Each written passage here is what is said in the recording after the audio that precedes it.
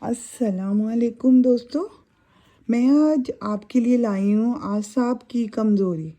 اعصابی کمزوری کی وجوہات بہت ہیں، مثلا مستقل الجھن، بیزاری، دماغی کشاکش، بہت زیادہ دماغی تکان، نیند کی کمی، نظام ہضم کا مستقل خراب رہنا، فضا اور ماحول کا تقدر، خوف اور دہشت، روحانی اقتدار سے انحراف، قناعت کا نہ ہونا، شک، وسوسہ اور عدم تحفظ کا احساس وغیرہ وغیرہ۔ سب سے پہلے ضروری ہے کہ انسان اپنے اندر قناعت پیدا کرے اور اپنے معاملات کو اللہ تعالیٰ پر چھوڑے اور اللہ تعالیٰ پہ چھوڑنے کی عادت ڈالے۔ اللہ تعالیٰ پر معاملات چھوڑنے سے مراد یہ نہیں کہ آدمی ہاتھ پیر چھوڑ کر بیٹھ جائے۔